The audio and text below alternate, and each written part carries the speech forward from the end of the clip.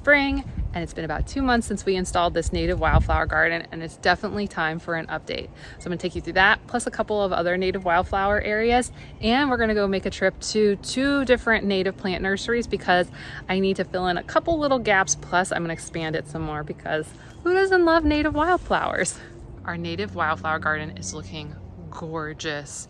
I am so happy with what we were able to do here, and I really wanted to take you through some of the plants that are doing amazing, some little tweaks we need to make, and then of course we're gonna go through the expansion. But let's start with what's going so well, actually better than I thought it was going to, and that's gonna be our black-eyed Susans. This was just 2 plants, just 2 plants, and look at how expansive these 2 plants have gotten. And they have been putting out blooms so regularly. I have just been so happy with this. I think within the last 4 weeks, they've really just jumped up in production, and they just added that yellow that we were looking for. Because if you remember, one of the things we wanted to have was kind of a base of yellow, and we of course have a lot of Coreopsis. That was the primary wildflower. This is Coreopsis Levinworthii. And I'll put the names of all the different plants that I'm going to be talking about down in the description, so if you want to reference it for yourself later, go ahead and check down there. But the Coreopsis Levinworthii creates a beautiful base, but I feel like the yellow coming off these black-eyed Susans is just much more significant, and really just makes a statement at this end of the garden. I'm just so pleased with it. It did more than what I was expecting.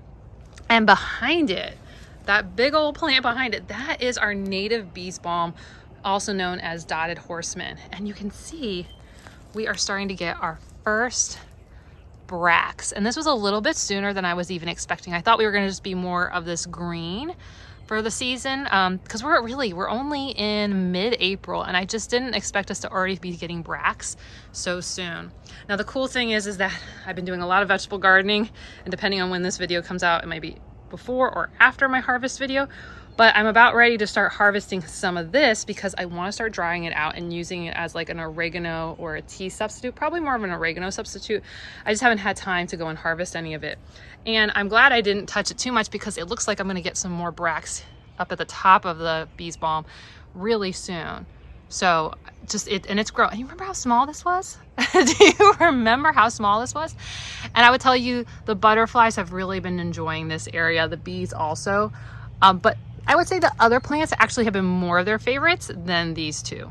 Now down at the base, you can see we've got sunshine mimosa growing. Not too much flowering, and honestly, one of the challenges with the plant has been is this mulch. It is growing through the mulch and it's doing fine, but what I've been doing is actually pulling some of the mulch back to allow it to root some more. And I've been doing that over and over, and also my black-eyed Susan's kind of just covering it up. So it's been growing, it's been expanding, but it's been putting more effort into growing than it has been into blossoming. I've been getting blossoms on my sunshine mimosa that's over in the vegetable garden, but not so much over here. I think we'll get it in the long run. This is a perennial plant. It's not gonna go away. It may die back a little bit in the colder months. But the challenge is with a woody mulch like this, it's just not gonna be able to root along its little different nodes like it would if you use like a pine straw, which I would definitely recommend. I needed to use a heavy mulch like this because I had sweet potatoes in this area, and trust me, I have been pulling so many sweet potatoes starts and leaves, not actual full, well, there was a full sweet potato back in here, and the black-eyed Susans at one point pulled it out, and I was like, oh look, here we go. So I have been having some challenges with that, which is why I need to do this heavier mulch. But now that this is filling in, once this breaks down this year, and it will within the next 6 months, I'm not going to go back and refill it. We will just let different wildflowers take over. And speaking of, do you remember how small these blanket flowers were? They were these tiny little plants, right? And now look at them, and they are starting to blossom, and they really are coming, and you can see the bees love them. And what's been really nice is because we have this full sun area, they are pointing to the south, they point to the north, the east, the west, so you're getting color in every direction, not just the direction that I'm standing in. I had not intended on adding blanket flower that had this yellowish color, which was really interesting that we did get some that were this very pretty yellow with just a much smaller red section than our typical blanket flower. So it did add a little bit more yellow to the area. Maybe it was just like a hybrid plant. I'm not really sure what was going on with it, but it looks really cute. Very excited. If you know, go ahead and let me know. But I do love our classic blanket flower. So, so, so pretty. I mean, it's just, yeah, definitely worth adding. Oh, look at that. And then our little froggy has been helping out everyone get a little bit of water, just a little bit, and the mosquitoes basically stay away from it, which is great. Now, one of the plants that's doing really well, and it's sneaking in between like we had hoped, which was our beach verbena, and I'll show you it in a couple other locations. This has been frequented very regularly by my smaller butterflies and smaller bees.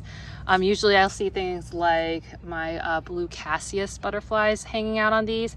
Sometimes my Gulf fritillaries will also come over here. But this has been a really great addition. It's been weaving in between these plants.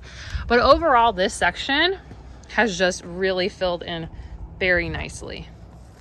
And look at this Coreopsis. This one is just, I love it. It got really tall. It got all these gorgeous little blooms on it. I just love this flower. It's just so happy to me. And then the little pods before they open up. So cute. And I really hope it does reseed. I actually was able to find some reseeded over in this area, and I pushed it into this area, which I'll come back to and we'll look at in a second. But it's looking really good. Most of the Coreopsis did really, really well. Now, some of our Coreopsis just look a little on the sadder side. I'm not really sure why they're as sad as they are. But overall, they continue to grow and then they put out new blossoms. So we'll just let them keep going. But like even this one, you'll see it kind of died a little bit, but then it put out some new shoots. So there's hope that this is going to continue to come back and blossom. Maybe this part was spent because this plant did come through the winter and that's not typically their season. Back to some more blanket flower, looking gorgeous. And then some of these ones, like they've already put out a whole bunch of blossoms and then they kind of are cycling through. But this section also looking really, really, really good. Really good. Gotten lots of yellow flowers. Our other bees balm it's huge. So it's doing a lot of what I was hoping, right? Which was really making that the centerpiece. And if you remember, there's actually another plant in here.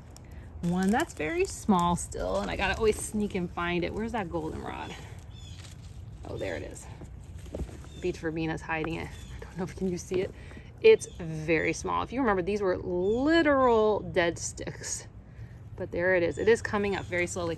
The other one I think got a little bit more sun, so it looks happier. And we'll expect, oh, see, this is what I'm talking about. Do you see what this is? This is sweet potato. Sweet potatoes. So here we got that sweet goldenrod. This one did a lot better than the other one. I think because it was just getting a little bit more sun. The other one I think is a bit more crowded. But this one I will expect in the next few months, it'll kind of have these stalks. And I'll show you what Seaside Goldenrod looks like in a minute in one of my other native areas. So it's doing well. I expect when we get into summer, fall, that's going to be adding some more yellow to the area. It'll be really pretty and they'll just kind of continue the look for the season. Now, one of the plants that's been a lot of green, and I just noticed it blossoming for the first time, is blue curl. It is very pretty. There's a lot of greenery here, and it's starting to put out the blooms very low on the plant, which has been interesting. So I'm expecting we'll get some more of that bluish purple kind of up here in the next month. It took a while for it to take off. I think it did not like the cold as much as some of the other plants. But I'm happy to see that's finally starting to do something. I can't tell you who likes it or doesn't like it because honestly, I just noticed the blossoms yesterday. So we'll see who likes it over the coming months. And we had a couple plants that were a little challenged. The blue-eyed grass in this section and the other section did not do very well and died out. I think also kind of challenged by the mulch, so they just lingered and then died. But two of them did great. And I mean, look at this. I always love blue-eyed grass. They're so pretty. If you remember, this is not actually grass, it's an iris. So it took a while. It was only like maybe a few weeks ago, once we got past our last cold snaps, that this one actually started to put out some beautiful blossoms. I mean, just look at that. Can I get a zoom in? There we go. I mean, that's just... And what's interesting is every day it closes up its blossoms and then it opens back up once it gets warm out for the day. So, yeah. So early in the morning and the evening, they're all closed up, but once it comes out, I mean, who doesn't want this? My best friend had sent me this for Christmas, so I added it. I will tell you, it does nothing for or against the butterflies as far as I can tell, but it's just cute. And it was a really nice thought that she sent that. You can see there's more beach verbena hanging out back here, creeping its way through. It's been looking really pretty. So the only thing with this area that I want to just make a little bit of adjustments when we go to the nurseries, I just want to get something to fill in this spot and this spot. Because overall, the rest of the garden's looking really, really pretty. I just got a couple spots. And I mean, honestly, for 30 plants bought in the cold season of January or late December and having to get through all those cold snaps, I think overall the plants did really, really well. But I just want to kind of finish up the look. Now, an area that has just been looking gorgeous, gorgeous, gorgeous, gorgeous is of course this arch trellis and these native plants. So it's covered mostly with coral honeysuckle right now. I mean, look at these. Ugh, I mean, you just, beautiful, beautiful, beautiful, beautiful. And now, if you remember my landscaping, my Florida native plant landscaping video, Blue Ocean Morning Glory is not planted on this trellis. It's planted on another trellis, but it just is not happy over there and it just keeps trying to head this way. So I let it come over here and look at this. This is a great combo. So having 3 different plants duke it out on here, I'm totally okay with. And I think it's just gonna add to the beauty of the area and also help some of our native, you know, wildlife here. Oh, look, and here's some of them now. And this comes to one of the plants that I thought had totally died out. I was really worried. And that's our Maypop Passionvine. Honestly, for a minute there, when it was so cold, we could not find any on the trellis. And normally I talk to you guys about like, oh my gosh, it's all over my neighbor's yard. It's popping up everywhere. And him and I were talking, and we're like, we cannot find it. And then all of a sudden, the cold snap stopped. And some of these bigger vines were actually not coral honeysuckle. They were actually the Maypop Passionvine.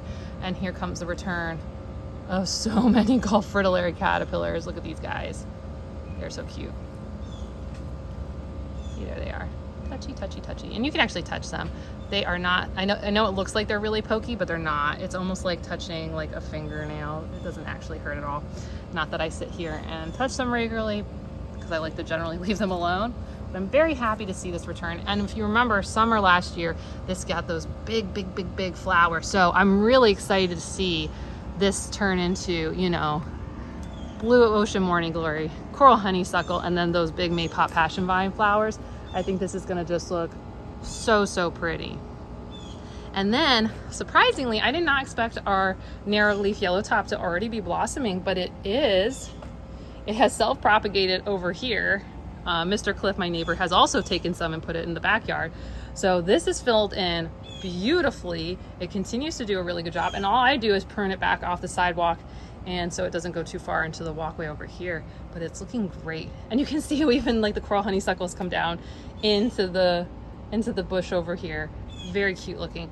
And then here's our Seaside Goldenrod. So it's different than the goldenrod that we have over there. This one is actually going to eventually get 8-10 feet tall. So that other one that's in the first Native Wildflower Garden just, you know, is only going to get 3-4 feet tall. This will actually, as the year continues, these will continue to like die, as you see this stalk doing right now. We'll cut that off, but like this one, each one of these keeps getting taller and taller as we go through the season. So by the time that we hit fall, we're going to have some that, you know, are 8-10 feet tall. If you look at like last year's videos, they're huge. They're just huge. And then down here, it looks like they've already closed up for the day. Here's our Spiderwort. And only this one's blossoming. It looks like maybe we'll get our first blossom on this one. They started blossoming once it really warmed up in spring. You know, a lot of people warned me that these would just take off and take over the area, but I think because this is a drier area, it's under the eaves of my house, so it just honestly doesn't get as wet and moist as other areas, so it's not going crazy. It continues to grow and spread, not as fast as, you know, my native Seaside Goldenrod. Oh my gosh, my kids. Here's a great thing about having just like a non-standard garden.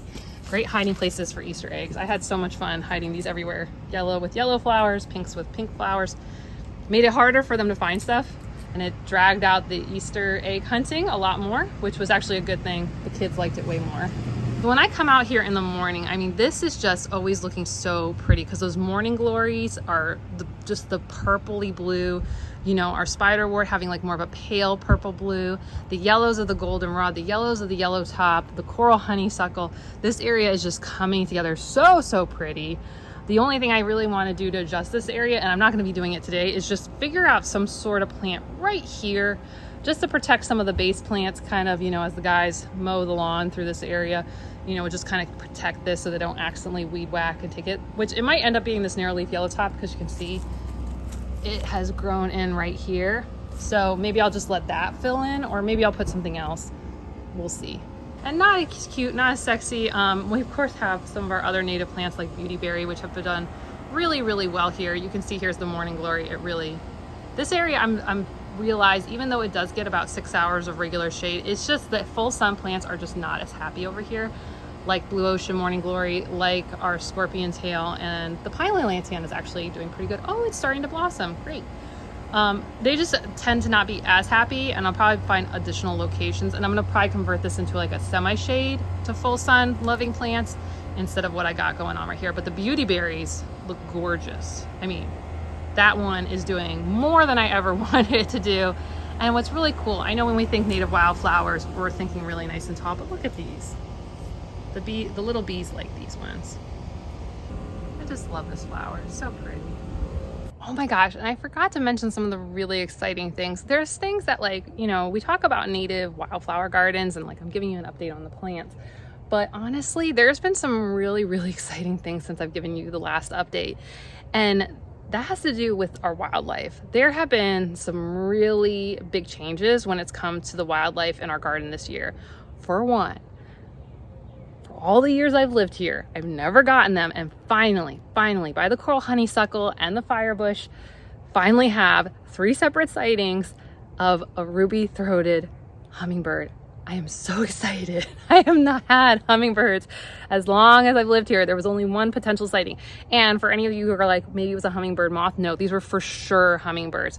And the reason, besides the fact that I saw it, is it all had to do with the sound. The sound, that's what actually caught my attention one of the times, was that I was walking my dogs coming back out to the house, and I was like, wait a minute, I know that sound. Even though I've not heard hummingbirds here in Florida before that day, I've heard them many times when we visited the Rocky Mountains. So I knew what they sounded like, and all of a sudden to be like, oh, they're here. They're finally in my garden is so exciting. So exciting. So we had 3 different days over the course of a few weeks where I was able to spot it. I tried to get my phone out and fast enough to get like a picture or video, but every time they just zipped off. But that was like an amazing experience, because like hummingbirds, especially because I lived in Pinellas County, which St. Petersburg is in, but it's a peninsula on a giant peninsula. So some of the wildlife that you would get in Central Florida that's just like on the other side of the bay, we don't always get, because the animals don't want to necessarily come through the waterways and stuff like that. It makes it a little bit harder for them to come through if they're trying to head north or south. So to get a hummingbird was like so exciting. And another thing, you know, we put a lot of focus on wildflowers and we talk a lot about butterflies and like our pollinators like bees, but one of the things that I love supporting with our native plants is birds. And we've gotten kind of like the typical like blue jays and mockingbirds, which, no shade, totally excited that we had those. And then we get the brown thrashers, which like to hang out in the low parts of our bushes. But this year we've gotten some new ones, and I've been super excited about it. For one of the things with coral honeysuckle, if you remember from the coral honeysuckle video, I think a year or 2 ago, is that the berries attract not any type of bird, but specifically cardinals. And we have been getting so many more cardinals in our garden this year. So much so, we actually had nesting cardinals here, and we had their babies. And it was so exciting, because we're like, all of this is coming together. It's not just about the native like wildflowers, which are always really exciting, but also like what we're doing with the vegetables and stuff like that. And so what they were doing was hanging out by our Dune Sunflowers on the other side of the yard. But the babies liked to go below our Seminole pumpkins, and they would go below the leaves, you know, before they really know how to fly. And that was really exciting to start seeing. We got cardinals. I've seen about 3-4 different new birds that I've never seen in our yard before. I couldn't tell you all the names yet because I haven't looked them up, but I have like a new gray type of songbird. There was like, I think a crested titmouse, and then some sort of yellow bird. I've never ever seen it in our yard before. So that was really cool. So to get new birds, oh, it's so exciting. So exciting. And it really comes to a lot of different things. The wildflowers do provide seeds, but also they bring in insects. The fact that the Maypop Passionvine and all the different passionvine in our yard is bringing in so many Gulf fritillaries. Wild birds really need soft body insects. The birds are definitely eating Gulf fritillaries because we've been finding a lot of Gulf fritillary wings around here. So that's, I mean, it's a little sad, but it's also really good because it means there's more food for them. So we're trying to make sure there's more and more places for food, not just only for us with vegetables and fruit, but also for them. And there's some other exotic plants that they've been really liking, like the mulberries. They really like the mulberries, those upper mulberries, they're favorites. You know, so we're getting so many more birds here. And then unrelated to our specific native wildflowers, but it's just got me so happy, and I would just like to share with you guys for a minute. So when we first moved into our house about 8 years ago, we had a pine in our front yard, and I had never heard of like yellow crested night herons, but we had a nesting pair up in our pine tree. And what was so sad was like the second year that they nested there, one of them got killed in my neighbor's yard, probably by a cat or a raccoon or something like that. And that was, and from that day on, they never came back. Well, of course they didn't because the one died, but it never came back. And no other night herons nested in our pine. And then eventually a couple years later, our pine died. But what was the thing is when we first moved here, just in this corner of our neighborhood, there were about 6 nesting pairs between like kind of the curve of our street and then like one of the other streets. But every year there were less and less and less of them. And it was really sad, like that they were just not coming back, because it's not as much about what we do in our gardens directly for them, because they eat a lot of like the little shrimps and crabs that like are in the freshwater, brackish water around here. It's really about what we're doing kind of just on a broader scale, you know, with like fertilizers and pesticides and what's happening to like stuff that's in the waterways. But this year, our neighbor across the street has 3 nests in their pines. And then the next neighbor has like 1 or 2. And then the next street that like normally had like 1 pair has 3. And like, so I think I counted just in our little section of the neighborhood, there's about 9 nesting pairs. And we were down to about 1 or 2, I think was the lowest we actually got to.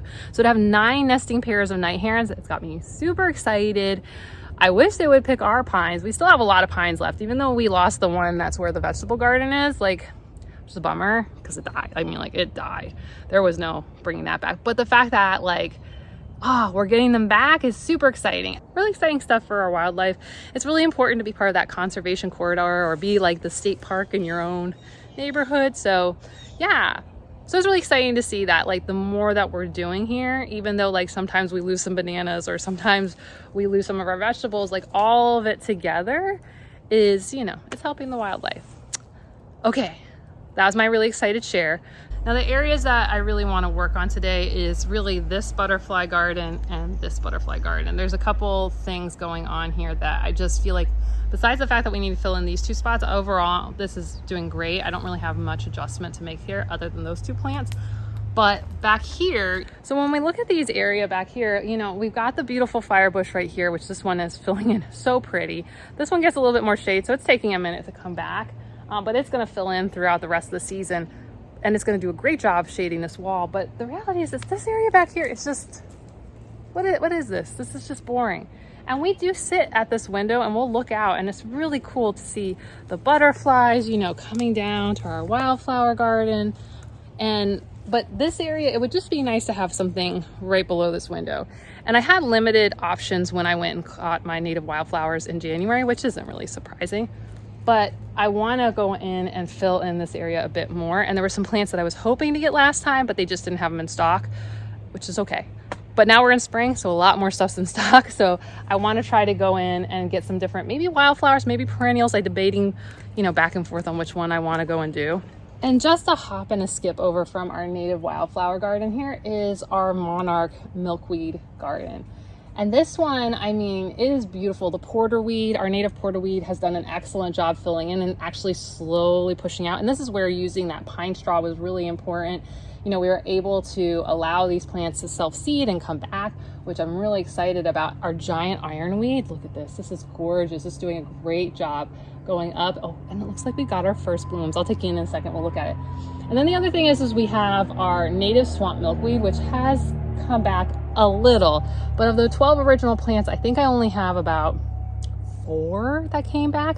And then I had gone and propagated some butterfly weed or butterfly milkweed from one of my neighbor's house, and I got 2 of those. So those are doing okay, but I just don't have enough monarch milkweed. I don't have enough milkweed in this area. So I really want to expand that because the monarchs have been here. They honestly, they definitely overwintered here, even as cold as it got. We had monarchs in January, February, March, and now in April we have tons of them coming through the area, but I just don't honestly have enough host plants to support them. So I wanted to go pick up some more swamp milkweed for this area, maybe some butterfly weed. I'm debating on what I want to do, and I just want to add some more in here because we need some more. And I might want to add like another plant or 2 because the Coreopsis really had a hard time coming back through because we had the heavier mulch, I think, or do we have pine straw in this area? I just know I was able to find Coreopsis actually in the grass and then move it over, and it's coming and slowly growing, but there's not enough going on here. So I want to add a couple other plants in here. The ironweed I love. I just remember it was like 1 or 2 stalks last year, and look at this. I mean, who doesn't love this? Do you see this? This is gorgeous. Oh, those are so pretty. And then of course we have our native Florida Petunia, self-seeded from our wildlife. But you can see the Coreopsis over here. It's slowly growing. It looks kind of sad, but then we've got butterfly weed here, swamp milkweed here. It's not enough. I need more. And then I've got this kind of like little gap here. I just need to fill that in too. So I want to get some plants for here. I want to get some plants to fix those little couple spots, and then I want to do something to go and put below that window, and I think that will be enough stuff for today. So we're gonna go visit 2 different native plant nurseries, Little Red Wagon and Wilcox. Those are the 2 places that I've typically gotten native plants for, and if you live in the Tampa Bay area, I totally recommend them. They're part of the Florida Association of Native Nurseries, and I've gotten pretty much all my native plants from them, unless I've gotten one from my friend or, figured out a way to propagate it from somebody else's yard. So let's get going to do that. Very exciting. So I realized that after giving you guys all those updates on all the different plants that are currently in the garden, that this video was starting to get a little on the long side. So I'm actually going to cut it into 2, and we're going to end this one right here, but look for an extra video for next week. I'll actually be posting it on Tuesday of the shopping trip that I did, where I got of new native wildflowers. So if you're looking for tons of Florida native plant ideas, go ahead and check out this video for the original install of my native wildflower garden, or you can check out the native plant landscaping series where I go over lots of different plant ideas.